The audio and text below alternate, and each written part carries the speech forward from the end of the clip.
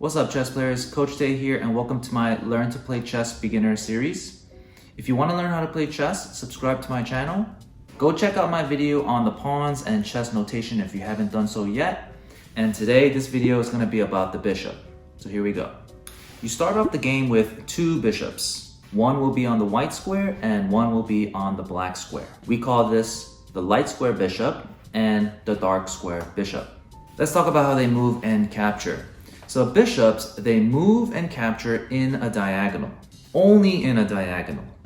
They can also move as many squares as they want and can also move backwards. Notice how the light square bishop will never ever go on the black square, and the black square bishop will never ever go on the white square. So that's why we have two bishops.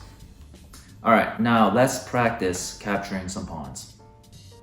So for this problem, I want you to find all the captures with the bishop. Look on the diagonals and see what you can capture. Very good. The bishop can capture the pawn on e3.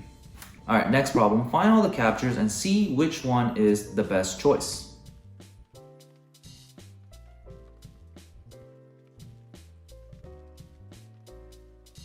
Okay, here the bishop can capture the pawn on f6, or the bishop can capture the pawn on b5. Now, capturing the pawn on f6 would be a mistake because the pawn on g7 will be able to capture back our bishop.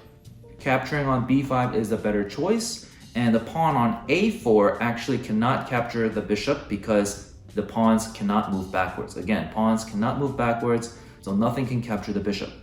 All right, next I want us to use the bishops to start attacking the pawns. So for this problem, I want us to attack the pawn on d5.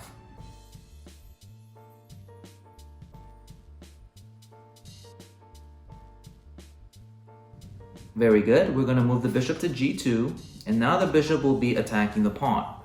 We're not going to go bishop to e6 since the pawn will capture our bishop. So that's why it's really important to look at the entire chessboard, look at your opponent's pieces, and make sure nothing can capture.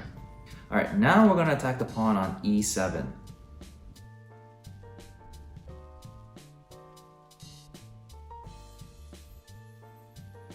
If you found two ways to attack that pawn on e7, very good. The bishop can go to d8 or bishop goes to b4. Good job.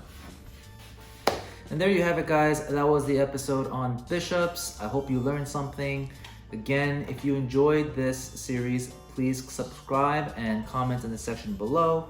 Give this video a like, and I'll see you guys on the next video.